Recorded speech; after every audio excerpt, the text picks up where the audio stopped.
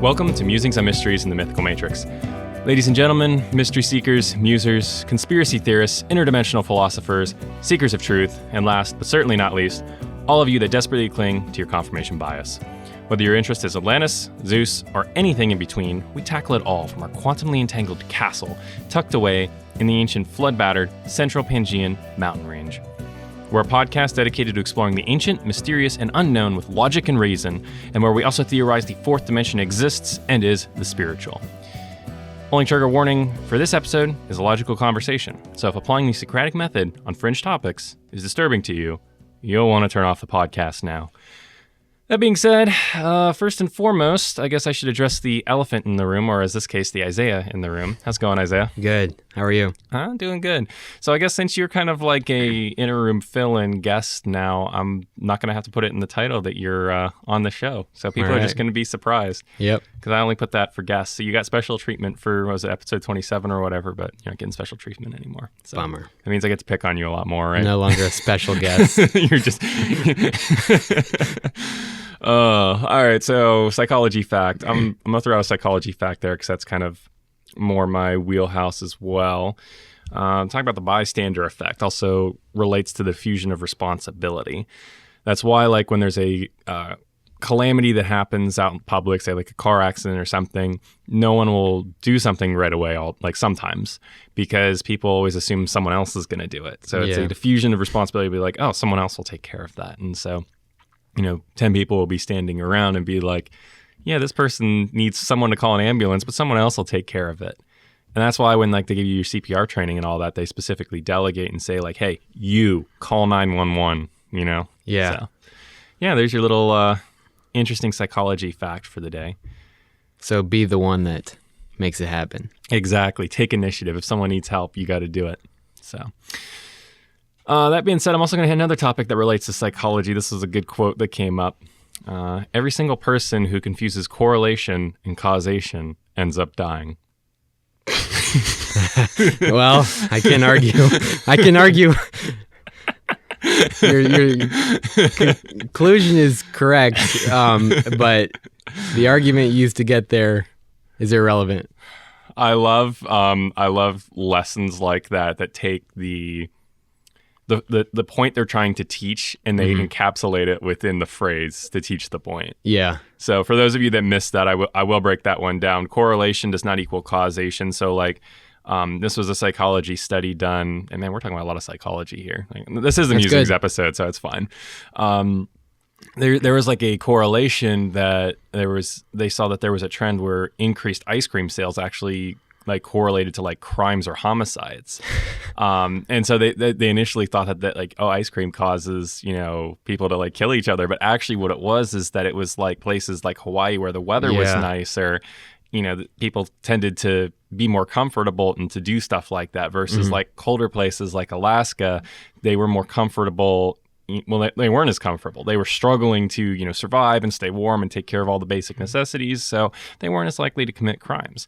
And so correlation of ice cream sales does not equal causation of more crimes and murders. Yeah. So I'm guessing usually two things that may correlate that don't cause each other are just correlating because they have an underlying cause. Is that generally what would... Yeah. The same things causing each of them. Yeah, I mean, it could be, but it doesn't have to be. Yeah. It could be it could just be two pure coincidences. Like, you've walked under the ladder 3 times, and then, the ladder fell down all 3 times. That they might be totally unrelated. It might be that you put the ladder up at a really bad spot 3 times, and it just slipped off because you don't know, basic OSHA standards for, how to put up a ladder.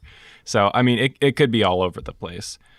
But all that to say, that's what it means. Every single person who confuses correlation and causation ends up dying. It's a confusion. The whole phrase itself is a confusion of correlation and causation. And if I might add, this kind of touches on a similar concept about what it means to know something.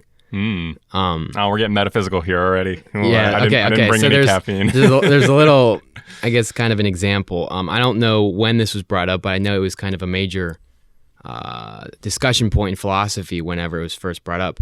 I guess there's a story or an example I could give would be, say you hear the sound of rain, right? We're inside, you hear the faint sound of rain. Imagine there's a speaker in the other room, a room across from us, that's playing that sound. Now you think, okay, it's raining outside. It sounds like rain on the roof. It turns out it is actually raining outside. But you have no knowledge of the outside weather. You can't see outside. You're just hearing the sound from that speaker. Do you know that it's raining? So you've concluded based on the sound that it's raining. Do you actually know it's raining? Oh, dang. It's similar to what you started with the joke, correlation and causation. Did you know everyone is going to die? If you only believed that because of that fact you had that was incorrect. Wow, that's a good one. So, man, I don't even know how to answer that one. You get the right answer, but you got there the wrong way. So do you really know it? Yeah. I mean, I guess it depends on it. I guess it's an individual thing. It's like, how convinced are you in your mind? If you're 100% convinced it's raining, then you might still have like the wrong methodology to get there. But I mean, if you if you like are blindfolded and you throw a dart and it happens to hit dead center on the bullseye, but you didn't even know the bullseye was there, does it still hit the bullseye? It hits the bullseye. Did you aim well? Yeah, I mean, you weren't aiming. I don't know. Yeah. Man, that's a good question. If you got an answer to that one, email it into m.quad.musings@gmail.com. I want to hear thoughts on that one from the listeners. Yeah, I guess it puts in question what we mean when we say we know something. But yeah, no, that's true. And then that really puts in perspective like what our limitations are as third dimensional beings, if there is a fourth dimension, as we theorize here, how much more knowledge is out there that we can't grasp. And Neil deGrasse Tyson even references this, where it's like, there's a certain point, like he believes there's a certain point where we're just not going to be able to know anymore. And when we hit that point, he's like, am I even going to know when we hit that point? Because at that point, I just want to go sit on the beach and drink margaritas. You're saying we get to a point where the further advancements would require intellects beyond what we have, or research technology that we can't get ever. Yeah, like it's so far beyond what our ability is to even comprehend that like we wouldn't even fully maybe know when we are at a point where we can't know anymore. Yeah. Now there is a way that you can live with the benefit of knowing something without fully understanding it, and that's believing the truth. But then how do you know? Yeah, if you choose to believe something, it's a risk. But in this case, if you're saying there's things we may never be able to know, we could still have the benefit of knowing them if our actions could still be in accordance with them, if we believe someone who does know them. Yeah, no, I agree. And this actually brings up this flows perfectly into a great point that I have on all the follow-ups of the musings here, is that you choose what you are comfortable with. No extra verification of the Bible or no extra verification of the supposed science of carbon dating. It's like wherever you fall on the spectrum, at a certain point, there is a place where the facts end and the faith begins. Now, I know science lovers might be getting up in arms at me. Hang on here for a second. We've done several episodes already talking about this, but there is a certain point where like you can't track that through the typical scientific method of testing, observation, and repeatability. You can do tests that might have inferences off of how old something is based on assumptions on decay rates, but you are making an assumption at that point. That is to a degree, it might seem like a scientific assumption, but there is a degree of faith involved in that.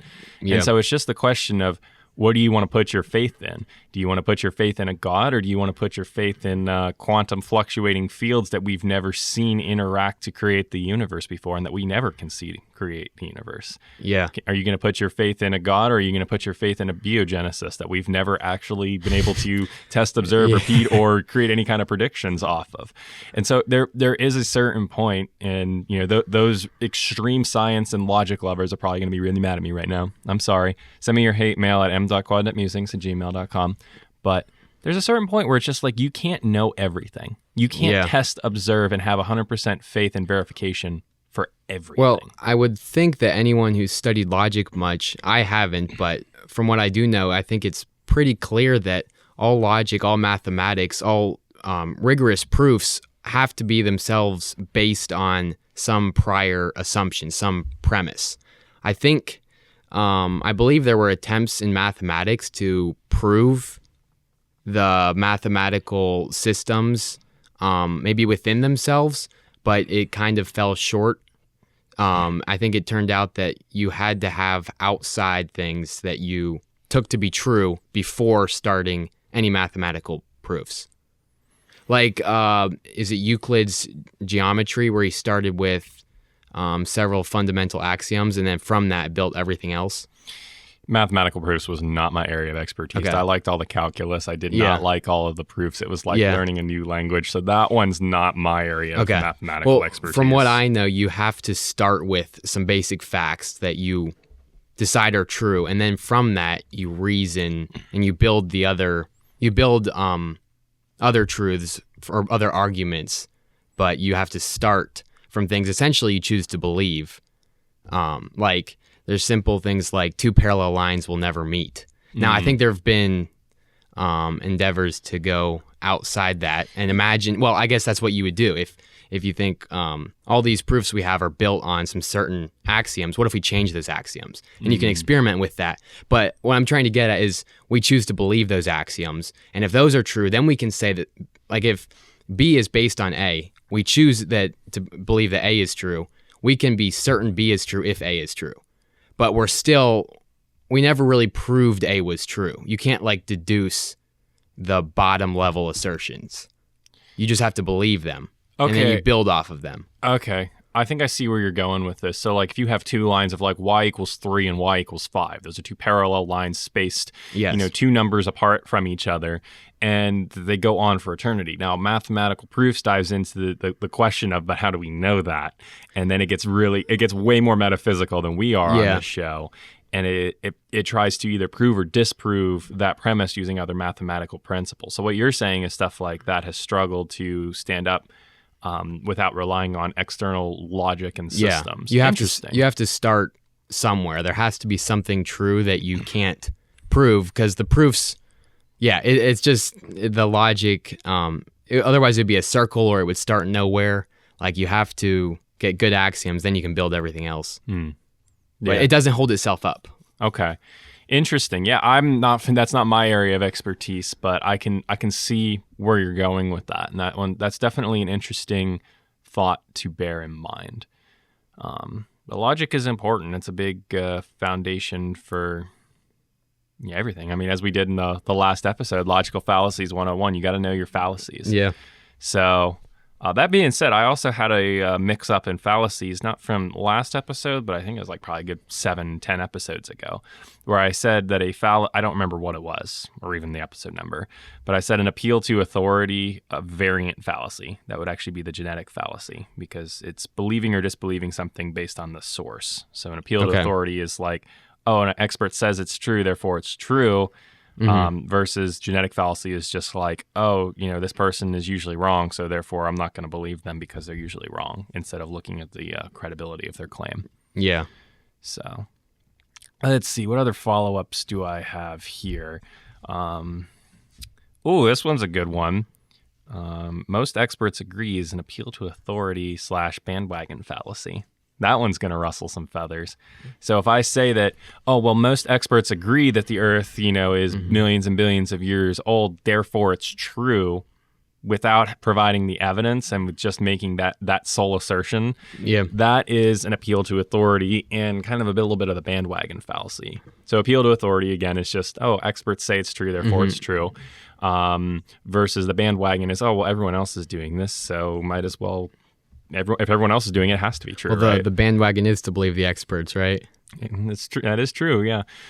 Here's a good one. Most experts in the 1860s agreed that drinking water while you were doing 20-mile ruck marches with the Union and Confederate militaries was bad, that you were going to, quote-unquote, sweat it all out. Yeah, they also believed that when you had a fever, you had too much blood, right? When you get red. Yeah, so they had to put the leeches on you to take some of the blood out. Yeah. Yeah, so most experts agree that leeches are good for you. Yeah, those bandwagons were headed towards a cliff. Yeah, so I mean, it's not bad to trust experts sometimes. Yeah. That's not what I'm saying here, but you also have to apply some logic and reason, and you have to analyze stuff. You got to have a good balance. That's kind of what we did with our Science 1 and 2, quantum physics, and then the science of biogenesis and dating methodology episodes. It was about breaking down holes in the standard model that exists that don't get talked about enough, that it's just assumed, oh, scientists have proved all this, it's true, we're good. And it's like, no, this is still an area of ongoing debate where there is a drastic amount of proof that is lacking in a lot of these fields. Yeah, well, I guess it makes sense because these gaps that you pointed out, they're things that I would say are probably some of their axioms, their fundamental assertions that everything else is built on. And that's uncomfortable for that to be challenged, because a lot of these guys have spent their lives studying and building their ideas off of some of these core principles. And there's some problems with those principles, or there appear to be, and questioning that is going to be very uncomfortable, I'm sure. Although anyone who really wants to know the truth above anything else should be open to going back and potentially undoing a lot of their career's work. But it is hard. It's uncomfortable. You're absolutely right. And that's why I say those that see confirmation bias and that, applying the, logical method on the fringe and bizarre, they're going to be uncomfortable here, because we're taking that and we are going to sometimes demolish certain frameworks. And I think that's a very good and healthy thing to do that a lot of people just don't like to do, because you're right. It's uncomfortable. But those seekers of truth are going to do it. And, yeah. One thing I've noticed, you almost never, or I can hardly ever think of an example of any major public scientist or intellectual basically admitting they're wrong. It happens almost never in a live conversation, though. And I just wonder what the reaction would be if someone were to do that. I think maybe often in their minds, the assumption is, well, if I admit I'm wrong, I lose credibility, because it's like I was just proven incorrect. I must not be or people will think I'm not very good at what I'm doing. But I think they would gain a lot of respect. I don't know about you. No, that's actually a really good question, because I think it'd be a mix, because we have a lot of diverse people in the world. Some people are going to be like, oh, well, this expert got it wrong, therefore they're no longer an expert and they're discredited and I'm not going to trust them. Versus other people might look at that and be like, you know what? I respect that. And that's how it should be, because we're not always going to be right. Sometimes we're going to track down stuff that's wrong, and that's okay. I might be wrong on some of these things I'm hitting on the show at certain points, and that's okay. And I'm willing to go back and admit that I'm wrong. I don't have a problem with that personally, but I know there are a lot of people out there that do. You've hit a great topic I want to rant about, but we're going to take a quick pause. Don't skip through this ad break, because I'm also going to add in, if you haven't already heard our new introduction spiel, I'm going to add that in here and into the ads. So you're going to hear the M-Quad advertisement mixed in with everything. So stay tuned. We'll be right back.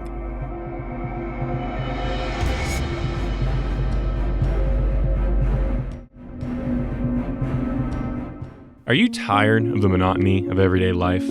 Dragging yourself to work, eating the same bland meals, and feeling like Sisyphus, pushing that boulder uphill every day, only to watch it roll back down? What if I told you there's a place where you can trade the mundane for the mysteries and the mythical? Well, your search is over. Allow me to warmly welcome you to Musings on Mysteries and the Mythical Matrix, where myths meet logic and mysteries show down in an epic battle against the Socratic method. Through both short-form videos and podcast episodes, we tackle the ancient, the enigmatic, and the downright bizarre. This isn't your average fringe discussion. It's the Trojan horse of adventure you didn't see coming, where even Medusa herself confirms it's a stone-cold fact that the Owl of Wisdom from Athens roosts here. Here, we dare to venture into the tangled webs of ancient lore, modern conspiracy, and the vast unknown, armed with curiosity, reason, and let's be honest, a healthy appreciation for the average UAP. So whether you're a seeker of lost civilizations, a philosopher of dimensions yet to be discovered, or just someone who likes to argue with their favorite podcast host while stuck in traffic, you're in the right place. From Atlantis to Zeus, quantum scientific realms to spiritual musings, we dive into it all from our secret lair, a quantumly entangled castle in the ancient flood-battered Central Pangaean mountain range. Now let's talk expectations. Are we here to blow your mind? Definitely. Are we here to challenge your deeply held beliefs? Absolutely. Will we shamelessly poke fun at confirmation bias and logical fallacies, including our own? Oh, you better believe it. The main trigger warning here is logic. If fringe topics discussed with reason and a sprinkle of satire feels like a labor of Hercules to you, consider this your cue to bail. For everyone else, buckle up. The ride is strange, the questions are endless, and the answers?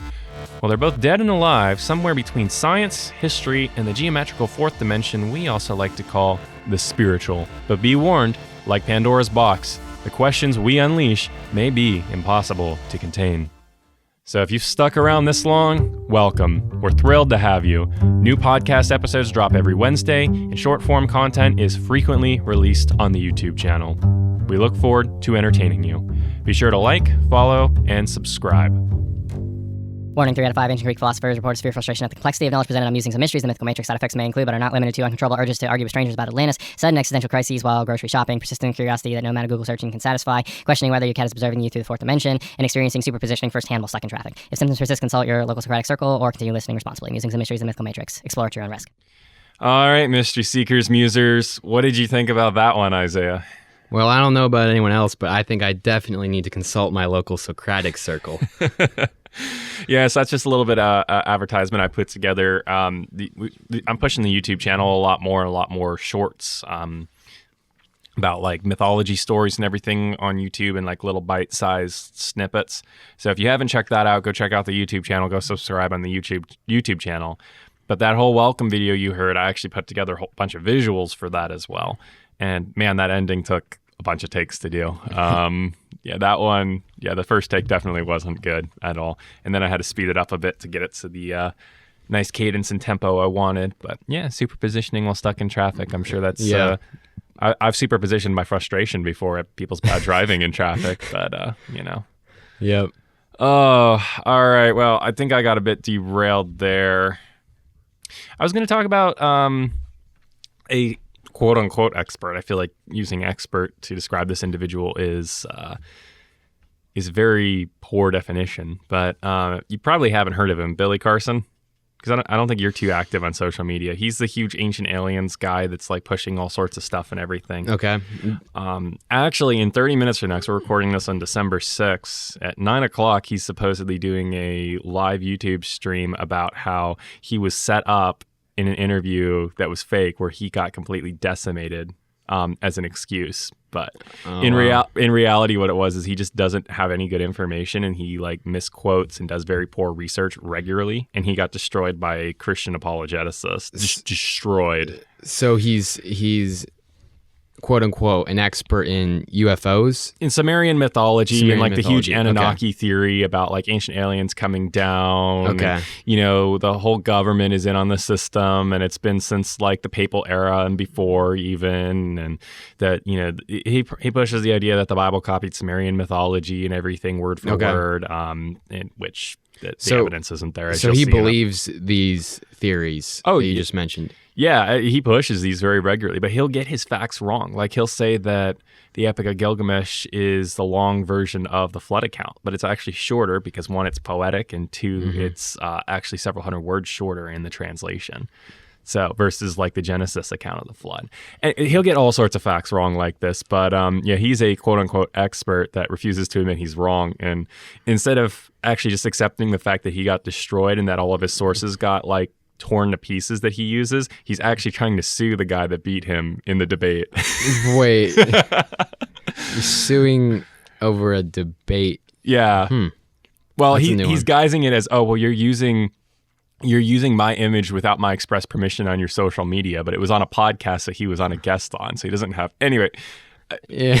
Regular listeners to the show know my bone to pick with Billy Carson. I've made a lot of content debunking Billy Carson and his claims. It's not. He doesn't do research. He'll do like a skim read of like Sumerian mythology, and he'll pick out the facts that align with his worldview, and he'll run with those, and he'll ignore like the whole other slew of evidence that doesn't. Yeah, that doesn't sound like an expert. You know what? I think he needs a little bit of refutation bias. So what do you think about that refutation bias? Is that possible? Oh boy. I had this thought. Define exactly what you mean by refutation bias. Okay, I think I understand. So confirmation bias is, correct me if I'm wrong on this, but it's where you tend to, easily agree with things that you want to agree with. When you're presented with something that lines up with what you already believe, you jump on it, and you're quick to reject things that push back against your views. Yeah, it's pretty close. It's a bias. So refutation bias would be, I guess, maybe what I'm thinking of is more something that'd be more neutral. But with refutation bias, maybe you tend to try to disprove things that you agree with. You're actually kind of opposed to your own. Well, you're not opposed. If you believe it, you're not opposed to it, but you're eager to refute something that you would want to believe. So you hear something that sounds like it makes sense, and this is probably entirely against human nature. But I was just thinking, like, what if we flip confirmation bias? If you flip confirmation bias, you get the Socratic method. Asking questions. Yeah, well, playing both sides of the argument. Going, like, saying, "Oh, I want to believe this, but let me play the other side of this." Yeah. So I think that actually, that's actually a really good one. So what did you define that as? Refutation bias? Yeah, I was trying to come up with I whatever like word that. would be kind of the opposite to confirmation. Because in a way, I know at times there have been things that I've wanted to believe, but I almost have trouble believing them right away because I want to make sure it's real. But this is maybe not so much philosophical things, but... Yeah. No, that's fair. That's actually, I like that one. Refutation bias, another word for the Socratic method. I think that if refutation bias to an extreme was real, though, that like no one would be able to believe anything. It would be madness. It'd be madness. It would be a lack of decision making and just pure chaos where you're constantly in inner conflict with yourself. You're just my average Wednesday. After a little, you're just sitting in a corner beating yourself up over everything you believe. just hugging your knees to your chest, yes, rocking exactly. back and forth, sobbing uncontrollably. Oh man. Oh, so I did actually have another interesting thought. I'm tangent off here a little bit, and it's nice because it's a Musings episode, so we can just go wherever we please. I probably should have given a warning to that a little bit more in the beginning, but oh well, if you're listening to this far, I mean, you've kind of figured out this is just a bunch of ramblings of two madmen. So, I was thinking about what you had said in the last episode you were on, where you were talking about like how consciousness, our spirit, is like being inside of a house and looking out of a window into the third dimension, and that when we die, we kind of come out of it. Do you remember talking about that? Yeah, I think it was a little bit like that. I think your view would be maybe that our spirit is sort of inside our body or brain or something like that. What was your view on sort of the position of our spirits? Well, I wasn't so much looking into talk about like positions of the spirits, but I was just thinking about what you had said there, and I was thinking that sounded close to like Plato's allegory of the cave. Okay, if you're are you familiar with that? Oh, I think it would sound familiar if you started. I'll try to kind of recap what my view was. I think on the spirit, I guess I had this idea that we have our bodies, right? Our physical bodies, they're in these three dimensions, and then we believe in the spiritual, or I believe in it, and I believe we have an immaterial aspect to ourselves that would be our spirit, and it might relate to the mind, the soul, all that. But I guess with the window, I sort of thought you could actually, maybe not a house, just a wall. Say there's a wall that separates these physical, material, three dimensions from the spiritual, and our spirit is sort of on one side, and it's looking through a window into the material. And that experience of looking is what I would think. I would call that consciousness, and our window is sort of like our brain. Like there's some point there where the wall is sort of bridged. Mm-hmm. Somehow we get information from the material into our spirit. I guess I would say that consciousness is sort of the fusion or connection of those two. Like I don't think matter can be conscious. I think the part of us that's experiencing things would probably be more on the spiritual side, reacting to impulses from the physical. I mean, I would agree with that to an extent. I think it's all intertwined with like emotions and everything, but I do think that there's a connection there, because you'll see the people I think we talked about this on the episode that we're referencing here, but people that like astral project and everything will report more clarity of thought once they're removed from their bodies. Oh, yeah. The second part of my view was that maybe when you die, it's okay. So if you're looking through a window, maybe it'd be better to say there's glasses, or you say your spirit. It's as if, in the analogy, it's pressed up against the window. You can't see anything on the side of the wall that your spirit's actually existing in. So all of your attention, or just about all of it, probably all of it, is directed towards the material world, the other side of the window. And then when you die, it's like that window goes black, and then you're sort of turned around, and all of a sudden you can see the things in the spiritual dimension. Does that kind of make sense? I think that's what I was trying to get at. Yeah, I mean, I can see that. Yeah, but I was just wanting to reference that in relation to Plato's analogy of the cave from the Republic. I think I have heard this. He doesn't know. So I'll run. Yeah. It's a philosophical metaphor. It depicts prisoners chained inside of a cave, and they're looking at shadows dancing on the wall cast by fire, and they're unable to turn around. And then once someone gets free and they're able to turn around and escape into the sunlight, that kind of depicts their enlightenment and everything, and how they're able to see the world. And then they try to go back and tell the people that can only see the shadows of what's happened, and the people that are chained can't believe them because it's just incomprehensible to them.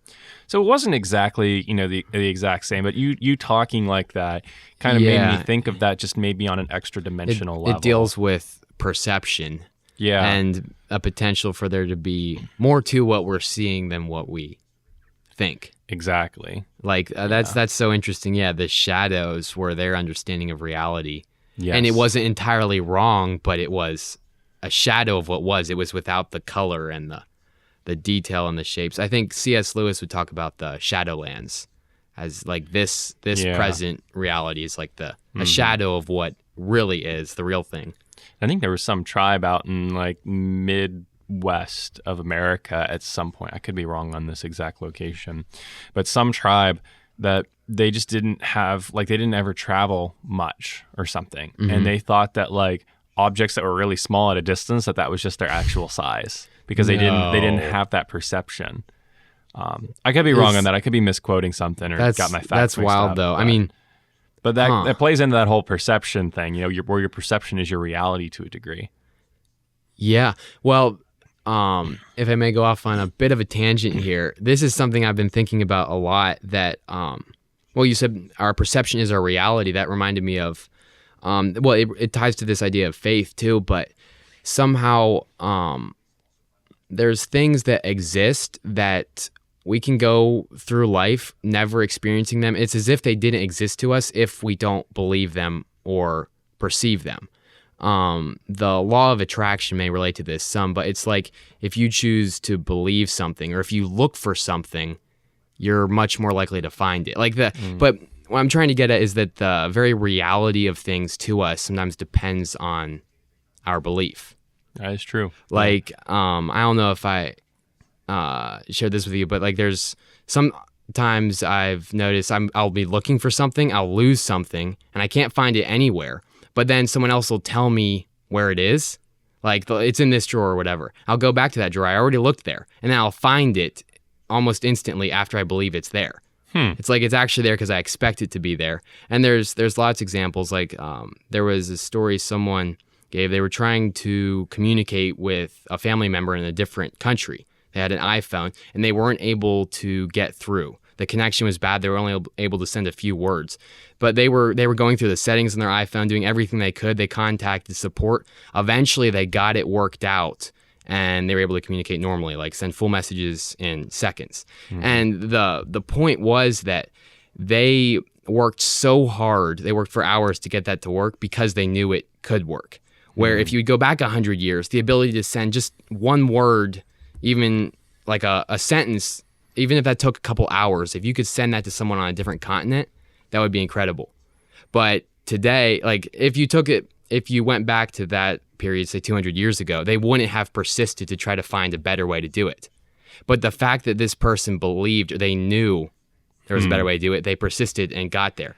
I hope that kind of makes sense. Like the idea that things actually that are real, are possible, will never be real to us unless we choose to believe them. Power of belief is huge. We got to take a break here real quick, but there's a really funny thing I'm going to read here, and you reminded me of it. This is a New York Times article from December 8th, 1903. Man Won't Fly for a Million Years is the title. 17 December 1903. Wright brothers have their first flight. December, what was the second date? 17th. Wow. So literally Really? 9 days later, Yeah. limiting beliefs of man won't fly for a And- million years too. Hey, Yeah. guess what? We just did. I don't know where the quote's from, but I heard something recently that kind of struck me. It said, it's amazing what you can do when you have to. Yeah. Yeah. No. That being said, let's take a quick pause here, and we will be right back after this short break.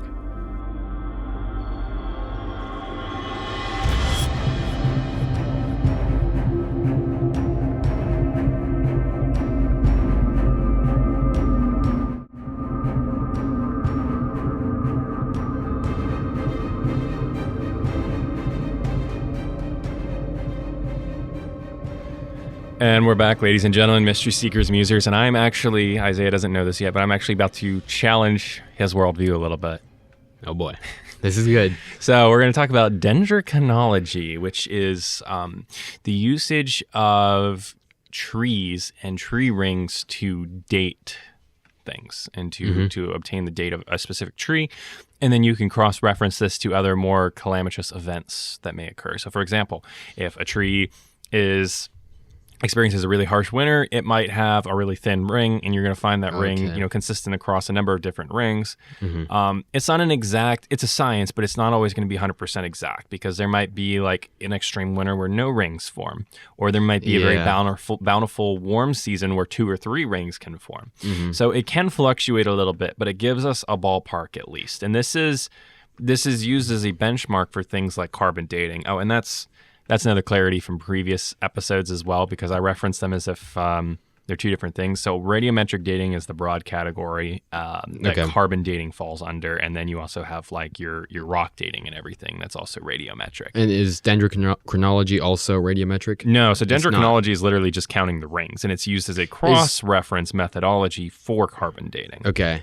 What is radiometric? What's the definition? Is that something with the breakdown of stuff at a molecular so we did touch on this in Science 1 and 2 a little bit, but I'll re-explain it here for our newer listeners and people that need a refresher.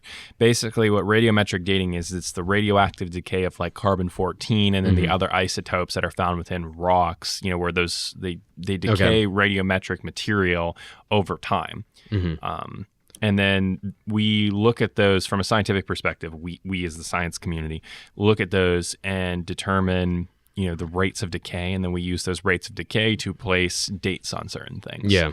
So there are assumptions in that methodology, because you're assuming a constant rate of decay. Yeah. And so those can be issues, but they're cross-referenced oftentimes. This methodology is cross-checked sometimes with dendrochronology.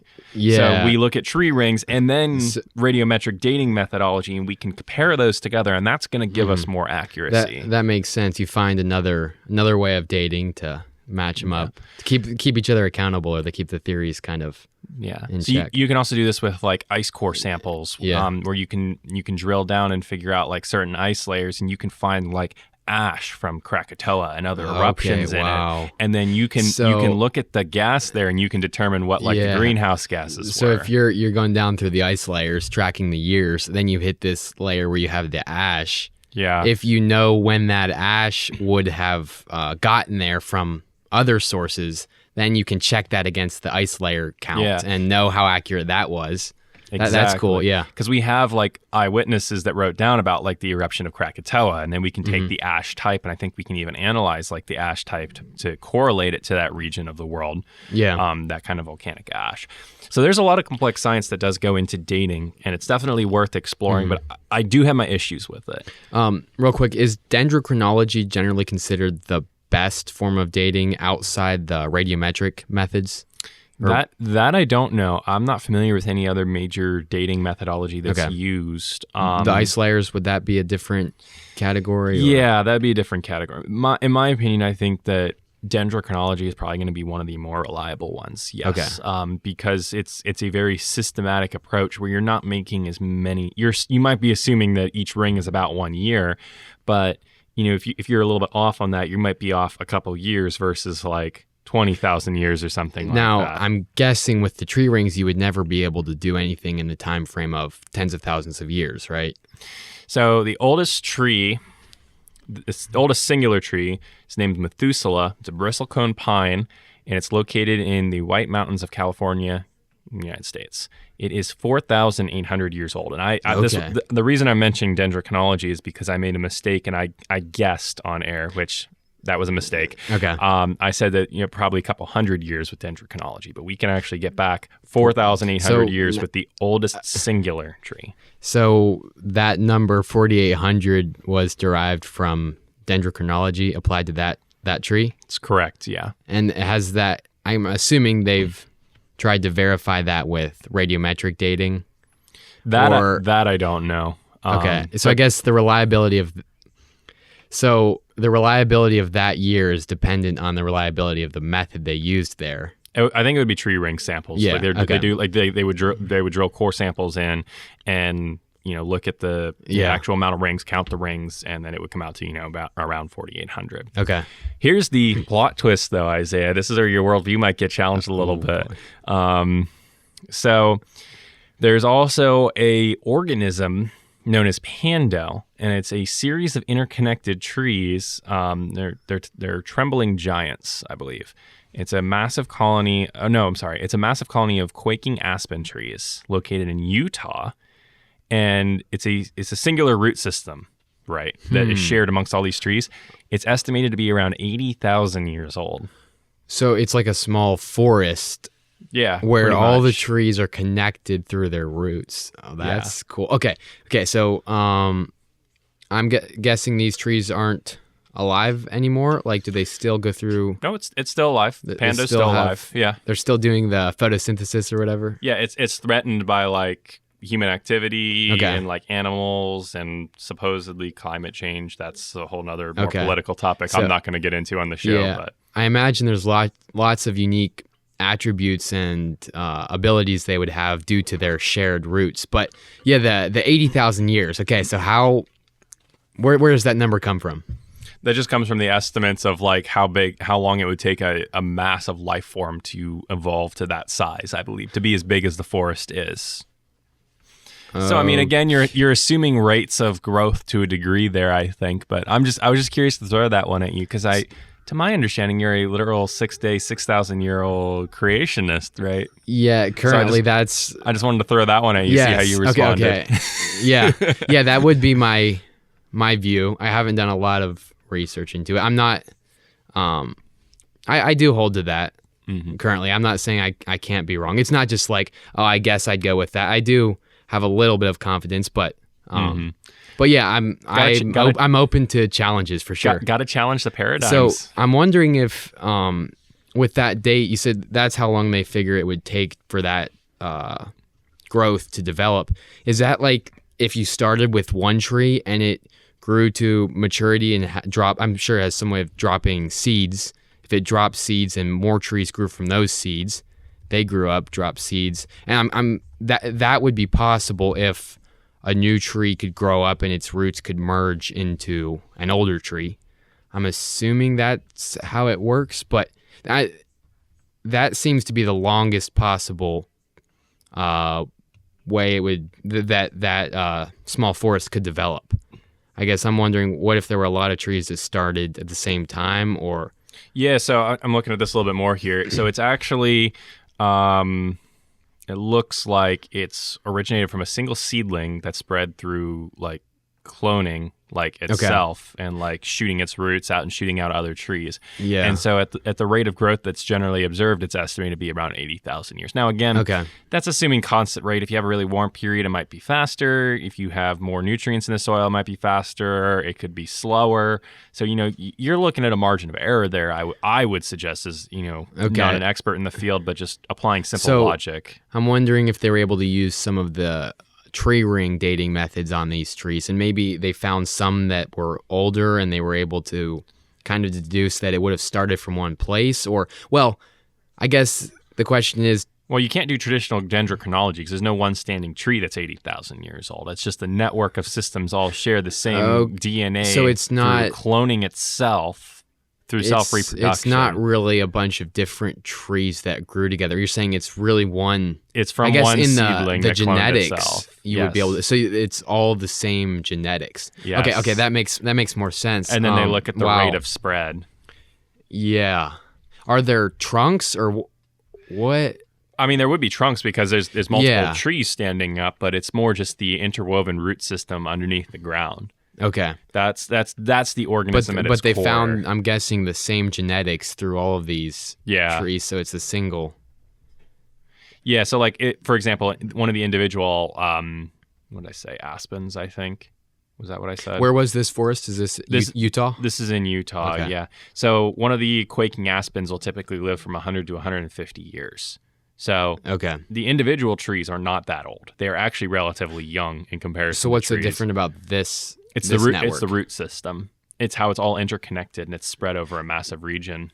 But how did it develop? Like is it similar genetically to you said quaking aspens? It is a quaking aspen, yeah. So if they live to 150 years, how did this one live so much longer? Well, it's not this tree specifically, it's just the whole network because it's spread over 100 acres of space. That this whole think about like underground, like 100 acres. This tree network extends far. Would it have started with one tree? Yeah, I mean that would be the assumption, I think, but maybe not. Yeah. Okay. So yeah, I guess I'm wondering why these other trees aren't able to start their own networks. It's a good question.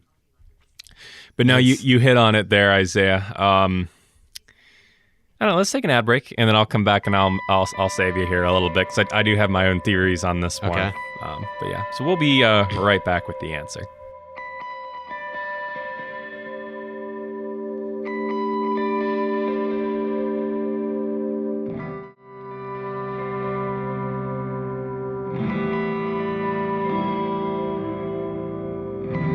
And we're back, Mystery Seekers, Musers, literal 6-day, 6,000-year-old creationists. We have the answer for you, or at least I have a proposition for you, a theory. So 80,000 years as the dating makes one drastic assumption that this organism was created from a single seedling instead of following we play with a lot of different worldviews on the show here for our listeners. From that perspective, you put on your Socratic method hat here. If you're not a 6,000 year old 6-day creationist from the biblical perspective, humor me for a second. If God created everything, with speaking, he would have created everything fully mature, right? So who's to say that this aspen that is just a massive clone of itself wasn't created this way, to be bigger and to take up a certain amount of acres, so much so that it even maybe survived the flood? Yeah. Wow, that would be... So that would be my answer, even though I'm not a 6,000-year-old creationist. That would be my answer to it from the 6,000-year-old creationist perspective. And it could have been created, developed like that. Yes, exactly. Yeah, well, I mean, I guess the belief from the Genesis account would be that man was created, developed as well. Right. Do you think Adam was a baby when he was created on his first day? No. We gotta think it through. People, we've talked about this one on the show before too, but stars and how it takes light from stars really long time to get here. Mm-hmm. Yeah, that's a big one. I had someone try to argue with me that if God created the star light exponentially faster getting here, exactly when the earth was created and accelerated it all at creation, that's God lying. And it's no, that's just him creating a mature creation. Yeah. But I guess there is an idea of, the maybe aesthetics is the right word, or the elegance of creation. That's I'm kind of joking here. That's my go-to argument against flat earthers. Spheres are more beautiful. So I think that's why it was created that way. But so I guess what I'm trying to say is I feel like a lot of people, maybe myself included, would think it seems like a more elegant solution to create the stars and have the light get to Earth in a natural way rather than creating it part way here or setting up some other method. But I mean, I guess we would believe that man was created, partially developed. So it's not really a logical problem or opposition. It's just, I guess, the aesthetics of it, or the idea of what seems more perfect. Because if God's perfect, everything he does would appear perfect. It'd be flawless. Right. So, I mean, what's the point in God creating stars if you can't see them for a couple million years? Yeah. From that perspective. Again, you got to put on your Socratic method hat here. Yeah. Yeah, and I guess generally we assume that the rate's been the same which, I mean, a lot of times I think that's probably makes sense, but rates can change. Yeah. No, it's important to understand that rates might not always be constant, and that is a huge assumption in the evolutionary model that I've talked about I have issues with. Yeah. Unless you have anything else on this, I guess we'll shift gears here a little bit. I want to talk a little bit about the one of my favorite topics. Atlantis. Atlantis, yes. You know me. You know me pretty well. Well, I just actually, for those that are not following on the YouTube, I actually just released an Atlantis in under 7 minutes video hitting a lot of key highlights about Atlantis. So go check that out on YouTube if you haven't. You can find it by, same handle as always, m.quad.musings is our YouTube handle as well. So you can check that out there. But did you watched that, right? Yeah. What did you have any key takeaways you were wanting to hit on real quick? I don't want to dive too deep because we do have an Atlantis series coming up, but if you have any highlights you wanted to briefly discuss. I don't know if there's anything in particular. It's the whole thing is really fascinating. I'm sure I think historians have concluded there were probably a lot of, maybe the majority of ancient civilizations are unknown to us currently. And it seems from what you put forward and what I guess others have done research too, there seems to be some tangible evidence for Atlantis, which is extremely intriguing. Yeah, now, we still need more verification, but the thing is people want to dismiss Atlantis out of hand as being, it's just an allegory. And it's like, no, Plato doesn't really say that. He, in fact, goes to incredible detail. Like, most of a good portion of the Atlantis account with Timaeus and Critias dialogues is Plato just setting the groundwork of how he got this information. Yeah. He goes to great lengths to say, hey, so-and-so's grandfather was named Solon, and he went to Egypt, and he learned this from these specific Egyptian priests who kept records. Okay. And they told about how we as Greeks stood against these Atlanteans and defeated them, in far greater ancient times. And this is where my theories kind of lean towards the Earth being older than 6,000 years, is because we see things dated by these Egyptian priests as being much older. Now, I still, as I've said before, as a Christian, my perspective is if it's believe man's word or the Bible, I'm going to go with the Bible. But I do think that there's validity to what these other accounts might claim, and I want to look into it further, which I haven't done. There's just so much research to do and so little time. But I think a lot of people actually reject the idea of Atlantis because of the consequences of the idea. What do you think about that statement? The consequences of the idea, what would those be? You're saying that the age problem. That everything that we know about the world is wrong, and that society dates back way further than we realize. And it's uncomfortable because it means a very advanced, depending on how you want to define advanced, society got completely wiped out without hardly a trace being left over. And that is a very uncomfortable idea for us as humans with our advanced societies, because we like security. And that means that in an instant, everything could just be gone. And then the spirit turns around. Yeah. And if only the Library of Alexandria had not been burned. Oh, man. Do you think that would have helped with this? Yes, I do. What year was that? That was, it was because of, Julius Caesar, Cleopatra, and all them, their love triangle thing that they had with the other guy, Justin Antonius or something. Antonius Max. I don't know. Anyway, Antonius Maximus. Maximus is always a good go-to for any Latin names. But those three, their weird love triangle, it got destroyed there. So that would have been, I think, around 50, 100. And Alexandria is BC? in Egypt, right? So that's right there. You said the Egyptian priests were the ones that Plato claimed to have kept the records of Atlantis. So, wow. It wouldn't have, I don't think it was the priests upkeeping the library itself. I think that was kind of a collaboration of Greek and Egyptian efforts. Yeah. But it could have contained just about anything from that area.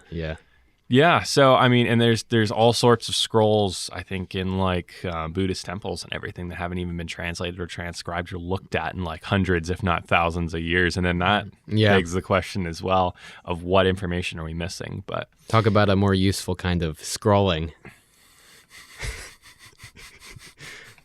All right, you're no longer co-host. Get out of here.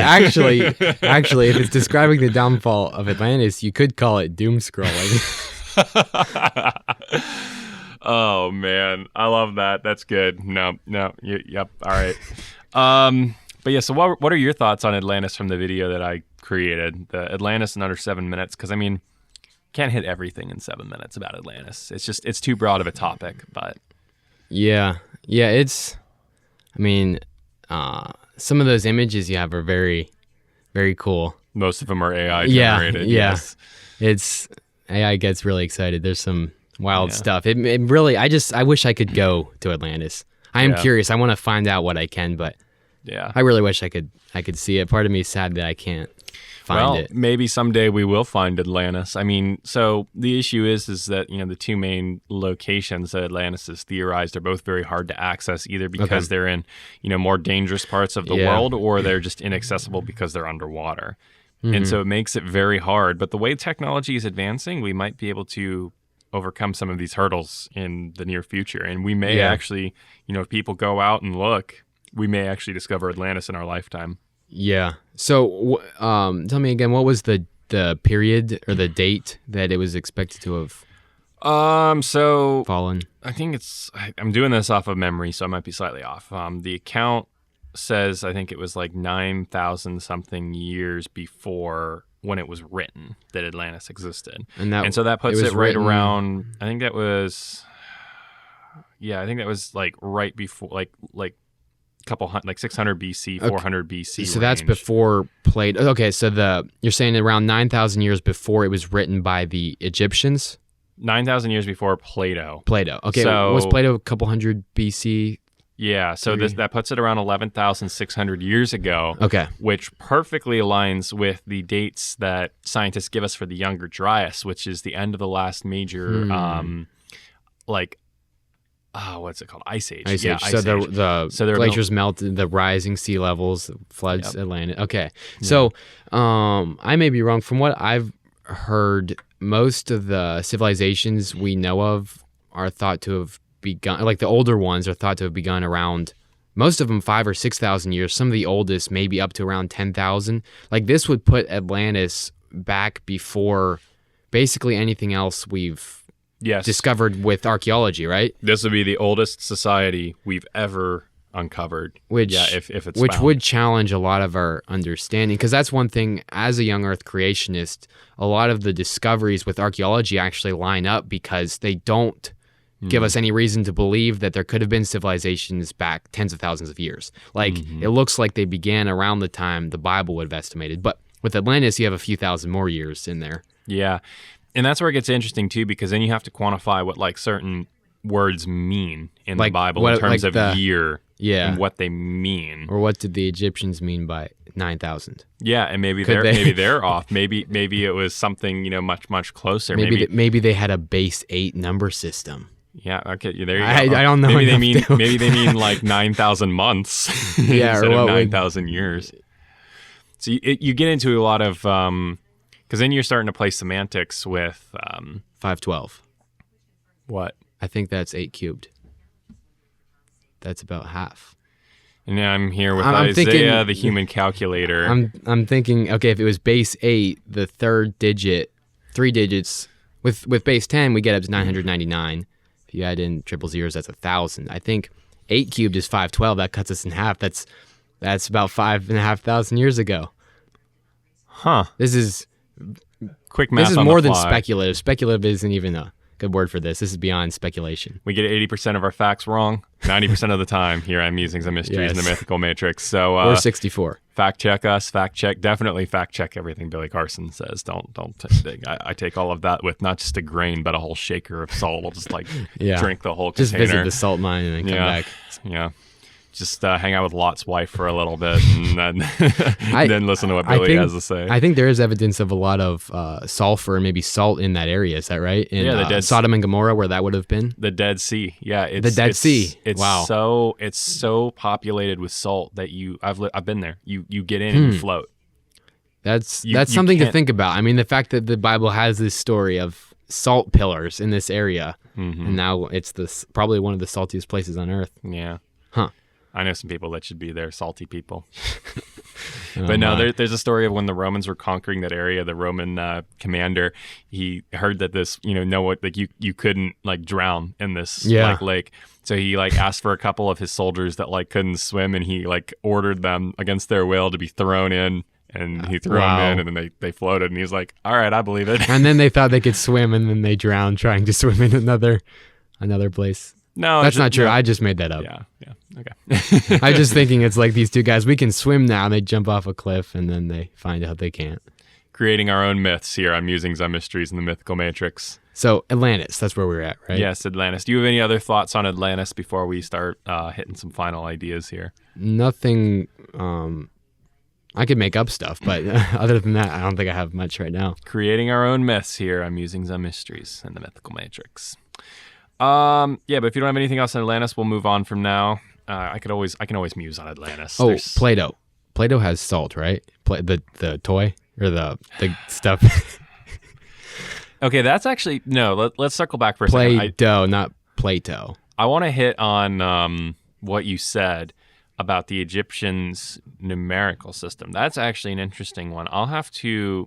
Yeah, I was going to say... I'm going to put a note down on that one. You or I need to research that for when we talk about Atlantis in our series. I'm actually curious...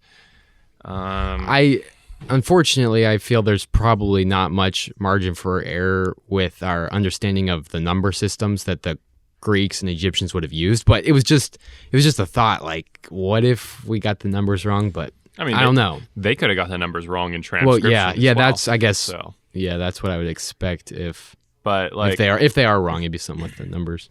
They get a lot of details. It seems like they go to great lengths to get a lot of very specific details on the measurements of Atlantis. Yeah. So I would be curious to see if we do discover Atlantis. Number one, what does it date to? Is it in the ballpark, or is it wildly off of the ballpark? Yeah. And then number two, does the actual measurements that the Egyptians give for Atlantis line up with the measurements that we see within a margin of error? Yeah. I would be very interested to see that. I know some people have like looked at like the Eye of the Sahara, the Rousseau structure, however you pronounce that. And they speculate it's pretty close. Other people will look at it and measure it very differently. So there's kind of... I'm guessing based on how you interpret Plato's descriptions. Yeah, and it's also based on like where you start the measurements. I've seen some people measure it and be like, yes, it's precise, and other people will be like, no, it's nowhere near it. But I mean, you're dealing with sand and water, so it's mostly just sand. But yes, I mean, the water would have like destroyed Atlantis and would have changed the sand. That's true. But I mean, yeah. But you can still make out the shapes of like where approximate walls would have been and everything if it was a wall and not a geological structure. Yeah. So with detailed measurements, that very much sounds like something someone would have come up with, not something that would have been passed down over time. Like Plato, very much like the details that says a lot. It sounds like one of the biblical accounts. You know how they talk about like the measurements of like the new like heaven that comes down in Revelation 21 and 22. It sounds almost identical to that, not like literally, but the way it's described. Reads, it sounds almost identical. Which is interesting because of course the question that keeps coming to my mind is. What evidence do we have of people making stuff up? Like I guess to say this is wrong. I mean, did Plato believe it? It seems he did. The details are very interesting. Could Plato have been a world builder? Like, I don't think that really existed. I could be wrong. Like J.R.R. Tolkien, he's legendary. He created a very detailed mythology and world with Middle Earth, and he would have put down details for certain descriptions. But is there any reason to think Plato may have done anything like that? No. So, like, actually, people will say that he used Atlantis as an allegory and compare it to the cave analogy I just gave you from the Republic. But the thing is that that's apples to oranges fallacy. They're two very different analogies they're two very different things for very different purposes. You're saying it would be a story like the cave. That's what some people say. It's completely different. He doesn't give measurement. Yeah. It's just, people in a cave and they see shadows and then they come out and they go back inside. It's very much a psychological Atlantis was here. Tale. Yeah, and then Atlantis, the Timaeus and Critias dialogues reference the Americas, actually, tentatively as well. And then knowledge of the Pacific Ocean. The North and South America are referenced, yes. By Plato in his... In the Timaeus and Critias dialogues on Atlantis. Wow. This is something that people like Billy Carson get wrong because they'll say Atlantis was the Americas. But if you actually read the account, it says that beyond the continent of Atlantis, there was a quote-unquote boundless continent that surrounded the true ocean. And I might be getting this slightly off because it's been a while since I've read it.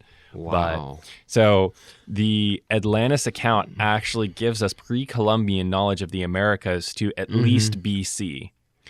And then it tells us why we lost the Americas, because it says after the destruction of Atlantis, a shoal of mud filled up the Atlantic and it was impassable by boat for a very long time. Filled up the Atlantic, or like a smaller... Like it filled up the Inlet. the Atlantic. Like it created a barrier along the Atlantic so that you couldn't go past. Oh. Like all the destruction was so bad that it just like made it and there's impassable. like a sand... Yeah. Wow, that's interesting, because this is, I guess, just something that could be researched by any listeners, but I've heard that there may have been findings in South America of possibly, I think, coins from maybe Hebrew origin or something along those lines. Essentially, they've found things in the Americas that look to be from civilizations in the Eastern Hemisphere. That's just something I heard. I didn't do a lot of research, but that would tie back into this idea that maybe the Americas were understood by the ancient world, or we went back and forth a little bit. I just texted you that, so I'm gonna have you fact check yourself there and dig into that a little bit. What they found in South America that's ancient, because I definitely wanted to dive deeper into that. But yeah, no, there's so much about Atlantis, and man, I cannot wait to break down that account in depth. There's a lot of stuff that they just get right that is incredible. So, but that being said, let's hit a couple final thoughts here and then close out for the evening. An interesting bias I came across, Isaiah. It's called the I don't have bias. It's an interesting one, and it's applied specifically. I saw someone, I forget who, but someone on social media was talking about this and how, like, oh, you assume you don't have bias but that's actually a bias in of itself, and you are slightly biased. It's kind of like a universal. Pretty much everyone would have it to some extent, right? Yeah. Or naturally. Yeah. You would, huh? Yeah, and that it's usually smart people that have it. And like smart people will be like, oh, I'm not biased, but actually they're more biased than anyone else. I think Socrates may have touched on some of that stuff with the wise people and how he didn't consider himself wise, but he said, I know what I don't know, where I'm not ignorant. I think that was his main claim. I'll ask questions, where the people considered wise are often not very wise, but they can't get smarter because they're unwilling to admit they could be wrong. I don't know if I agree with it to the extreme that the person presented this bias, but I do think it can exist. But I do think, like, objectivity, I think it can exist. I think you can attain it. And I don't think you have to be totally removed from an idea to be objective. You are always going to have a little bit of bias. Like, that's just human nature. You cannot be so objective that you are completely removed. What is bias? Something that, I guess, I mean, I know the basic idea, but could we get a little bit deeper? Is it something, I guess it's what we want to believe. It's based on emotion or some internal drive. We have lots of reasons, but there's an emotional or an internal reason. It's our pre-built internal world and belief system, if you will, that we're more inclined to believe that and to see things through that worldview, which is how people work. So ultimately, we need to get to the right answer, right? The truth. Right. So what if what if our biases or what we want to believe actually lines up with what is true? Right? Wouldn't that be the ultimate goal? Yeah, but then you're biased towards the truth, but you might not know it's the truth. Are you even biased? Because that wouldn't be negative, right? Like the end result, like you've got to get the truth. If you want to believe the truth and you get the truth because of that, that's kind of a win, isn't it? Assuming that motivation doesn't lead you astray later. But I think if you come to the truth because it's true and not because you happen on it, like you outlined in the beginning of the show here, and that's a great way because everything starts to come full circle. Yeah. But I think if you don't happen upon the truth and you actually truly use correct methodology and you come to the truth, I don't think you really are that biased. I think it's more you go where the facts and the evidence leads. Yeah, but there's always a drive that, like, we're not just robots programmed to seek certain answers. We have like a curiosity that's more attracted to certain things. Like I guess I'm just saying I don't think we can separate our pursuit of truth from our emotions and our kind of internal desires. Like I don't know if we can be purely the bias is we should recognize what we want to be true and not let that get in the way of what is true. I guess we should have an internal motivation for the truth that is stronger than any motivation for any specific thing to be true. You hit it on the head. Okay, maybe there. that's it. Yeah. Yeah, so you're always going to have your biases, but just because you have your biases doesn't mean you can't be objective. You don't have to be totally removed from any idea or belief to be objective. But can you get to a place where the truth doesn't upset you, right? Because that's where bias causes problems. We reject the truth because we don't like it. Right. Yeah. What if someone likes the truth? I think you'd have to be perfect to fully like everything that's true, but... Yeah, I mean, I think at a certain point, I don't know, I feel like we opened another can of worms. Let's take a quick pause here, do one more break real quick, and then we'll come back with some final thoughts on this, and then close out.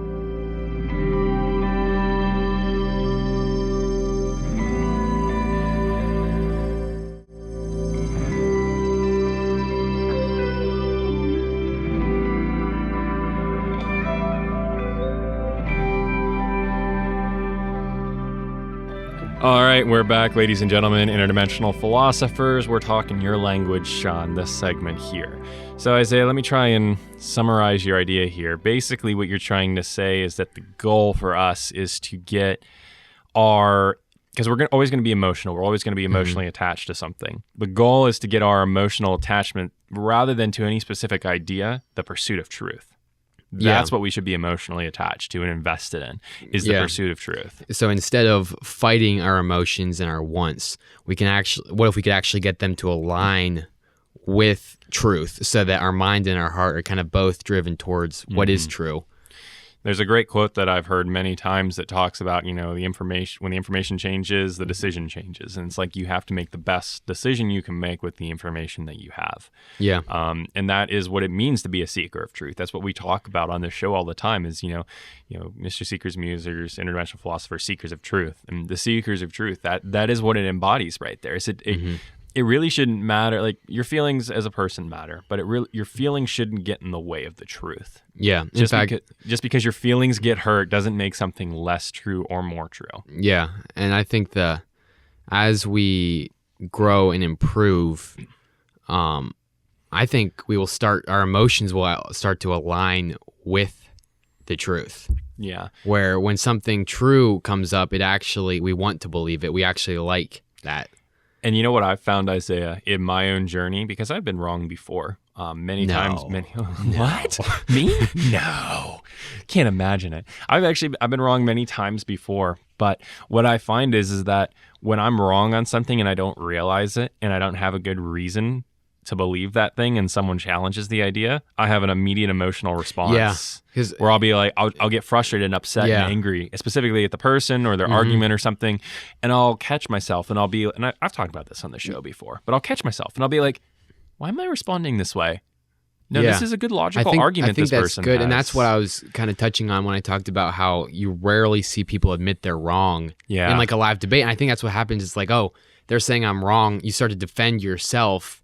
Your ego, you're all of a sudden you're trying to protect yourself rather than the truth. Yeah. But yeah, that's good if you've gotten to a point where you catch yourself when you do that. That's interesting. Yeah. That should be the goal of everyone that's listening here. If you were invested in this show, we haven't scared you off with our wild rants and our seeking of truth. That should be what you strive to. And you have to have a basic understanding of logic, and that's why we just did the logical fallacies episode. You have to have an understanding of holes in the standard model. You have to have an understanding of all these different systems in the world, and that's why we've studied, Christian mythology, and that's why we're going to study other mythology. It's because it's about broadening our perspective and seeing what all is out there and taking in information as a whole. Because when the facts change, your belief and approach should change. If facts come in, but usually it's the other way around. Usually science will be like, oh, look at this fact that contradicts. Let's see how we can mesh it into everything else, even though it doesn't actually make sense. Yeah, just hit it a little harder with your metaphorical hammers, and it'll. Oh, sometimes it's very literal hammer. It seems like with the way that the. I've noticed. I guess this gets a little controversial, but I've noticed. It seems that people who oppose some of these commonly held beliefs are often ostracized. Might almost be the word. It's pretty intense at times in the institutions, the educational institutions. It's, I think, at a point where some of the when all the scientists are in agreement, which is, it's easier if everyone's agreeing. You understand why they would rather work with people who agree with them. But I think it's almost a bandwagon itself that a lot of the researchers are on, and you're not welcome if you don't agree. If you challenge already accepted ideas, but that in of itself is the very essence of science. And that's where I start to have a problem with like the peer review processes, because the peer review process is set up to more filter out ideas that the peers as a collective whole don't like, instead of just being about filtering out repeat information, which is what it was supposed to be. Okay. I wonder, can you do much better though?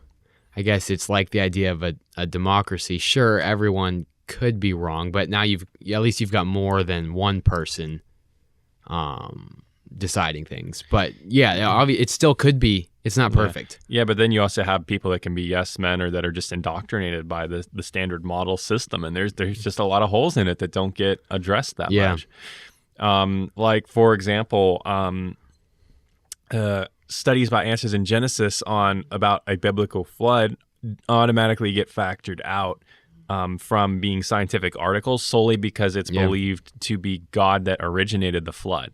Now, there are some researchers that'll get around that, and that do actually believe it was caused by like a meteor impact from the Younger Dryas era or something a little before, and that triggered a global flood, and they've been able to get around it that way. But that is a huge bias. If it works, it works. If it's good research and the results are solid, it shouldn't matter if your starting point is God. If like you get if you're not studying directly, how did God cause this? If you're scientifically studying, did a flood happen? How did the flood happen? Here's the results of a flood happening.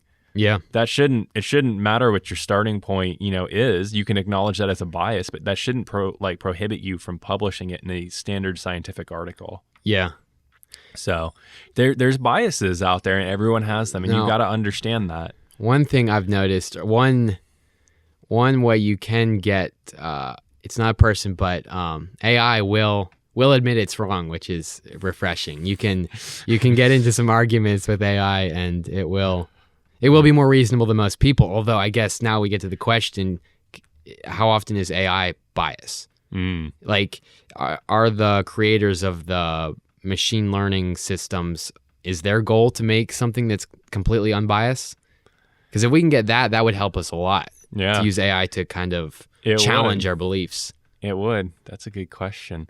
I don't know if AI is supposed to be fully objective. I feel like it's supposed to be largely, because it uses a lot of logic and reason. I think that's the default. I think that's where it would go. I think it just takes in information from basically every corner. And with that, I guess if there's a kind of a public tilt towards, or if the information out there tends towards one direction, that AI might lean that way. But maybe there's good reason for that. Yeah. I think if it has biases, it would probably be programmed in generally. I would agree with that, actually. Yeah, I think that again, it's a learning algorithm. When you input new information, the system changes. Yeah. So, that makes sense. That being said, I think we need to close out here, because we are running a little longer on this episode, actually, which is fantastic, and we only hit probably 40% of my musing material that I have. So we've definitely got another musing episode in the future, and I'm sure we'll have more as well. But final thoughts here. Holy water in a diffuser would be a gas chamber for vampires. That's a little bit terrifying. There's so many questions I can't even get started. Do you know how to make holy water? Pray over it. Boil the heck out of it. Oh man, there's probably a way. A lot of people have said that a little bit differently. Yeah, I figured I needed to censor myself here versus what I would typically do. I guess. Yeah, I'm sure there's people trying that. Yeah, I think just about everyone kind of inferred that there. But hey, look at that helicopter. Or Butt Buttons Creed. It's a great game. Christians be like, look at that darn over there holding all that water back. Oh, no. Oh, yeah. That took me about 2.7 seconds to get. 2.7. I like it. Very precise. Times 10, you get 3 cubed. 27 is a great number. Okay. 3 cubed because 3 to the... Yeah, you get it. You could be the new Rain Man. Rain Man? Yeah, it's the movie with Tom Cruise and that other guy where he has like the savant syndrome of autism and he can count like how many toothpicks are on the ground in like 2 seconds. That's incredible. Actually, now okay, so some people are just incredibly smart. I guess some part of their brain, in like specific areas, some part of their brain is like supersized. What would that... Yeah, it's really interesting. You know how they say great minds think alike? It's actually the opposite. The more intelligent someone is, the more divergent a group is, the more intelligent they are. Yeah, that is people true. Get very smart in very different ways. I'm not saying the G factor doesn't exist, the general intelligence. Yeah. I think that certainly does. But, you still start to specialize at extreme levels of intelligence. Yeah. No, I agree. Well, that being said, we do need to wrap up. Any final thoughts you want to interject, Isaiah, before I start rolling through closeouts? I think I'm good. Okay. If I had something, it would probably turn into another 5-minute conversation. So it's probably good. I'm out of ideas. Yeah, that's good. But no, it's I'm sure you'll have more next time, and it's always fantastic conversations with you on these topics here. Yes, thank you. Likewise. That being said, you can get a hold of us at m.quad.musings@gmail.com. Tell us how wrong we are. Send us your confessions, contentions, concessions, snide remarks, whatever you like about the show, whatever you dislike about the show. But please be wary of sending us your logical fallacies and your biases, because we'll leave you anonymous, but we will ridicule you on the show for it. You can find us on Instagram and TikTok at m.quad.musings. I'm doing a huge push on YouTube where we're putting out a lot more content there on top of all the podcast episodes. So if you like mythological facts in short form of 60 seconds or less, and you like learning about specific mythology topics in under 10 minutes or less, I am creating a ton of content on YouTube for that. That handle is m.quad.musings. You can also find us there at Musings on Mysteries and the Mythical Matrix. You can also find us on Facebook, Musings on Mysteries, Mythical Matrix. The Buy Me a Cup of Coffee link, that will be in the show notes, but that's also m.quad.musings. Keep it very uniform and straightforward for all of our listeners, truth seekers, and interdimensional philosophers out there. So that being said, whether you've been listening on the earth, above the earth, or below the earth, down in the depths of Sheol, we thank you for tuning in on this fine quantum evening and transcending time with us quantumly and getting stuck in superposition with Schrodinger's cat. So we hope you have a good superpositioned evening and morning, all in one.